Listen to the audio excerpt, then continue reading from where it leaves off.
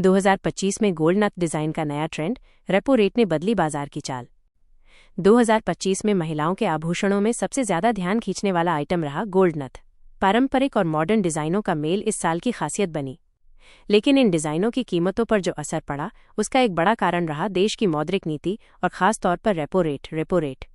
जब भी repo rate में बदलाव होता है, उसका असर न सिर्फ लोन और निवेश पर, बल्कि आभूषणों के रुझान और बिक्री पर भी साफ तौर पर दिखाई देता है।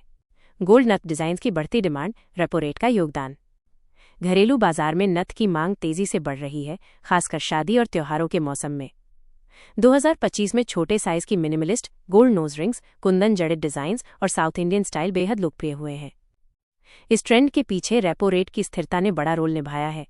जब रेपो रेट स्थिर रहता है तो ग्राहक निश्चिंत होकर आभूषण खरीदते हैं, जिससे बाजार में डिमांड बनी रहती है।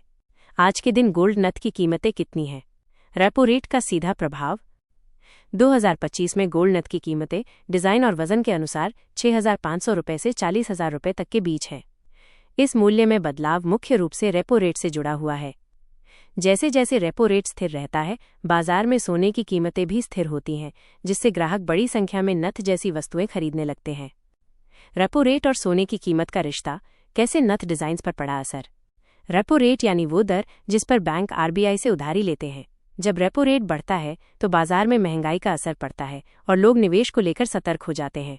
लेकिन जब रेपो रेट कम या स्थिर होता है तो लोग आभूषण जैसे गोल्ड नथ की खरीदारी को एक सुरक्षित निवेश मानकर करते हैं। यही ट्रेंड 2025 में नजर आया। घरेलू बाजार में नथ की मांग क्यों बढ़ रही है? रेपो रेट से स्थिरता। भारतीय महिलाओं के लिए नथ केवल एक आभूषण नहीं, बल्कि संस्कृति और पहचान का प्रतीक है। 2025 में घरेलू बाजार में जब रेपो रेट स्थिर रहा तो दुकानदारों और उपभोक्ताओं दोनों को बाजार की स्थिरता का भरोसा मिला। इससे नथ डिजाइनों की बिक्री में 20% तक की बढ़ोतरी दर्ज की गई। शादी और त्योहारों के लिए खास डिजाइन्स, रेपो रेट ने बढ़ाया भरोसा।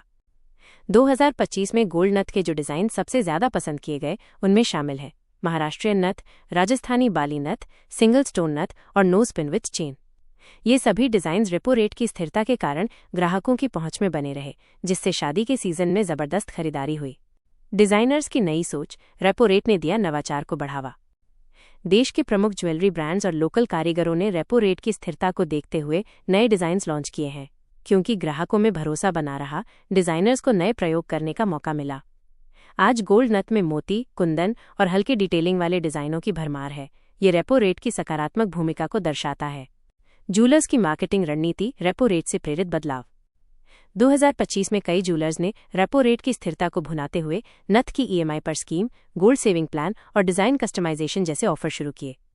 इस रणनीति ने ग्राहकों को खींचा और बाजार में नथ की मांग को बढ़ावा दिया। अंतर्राष्ट्रीय बाजार का असर, रेपो रेट से देशीय बाजार की तुलना। अमेरिका और यूरोप में जब ब्याज दरें रेपो रेट की तरह बढ़ीं तो वहां सोने की मांग कम हुई।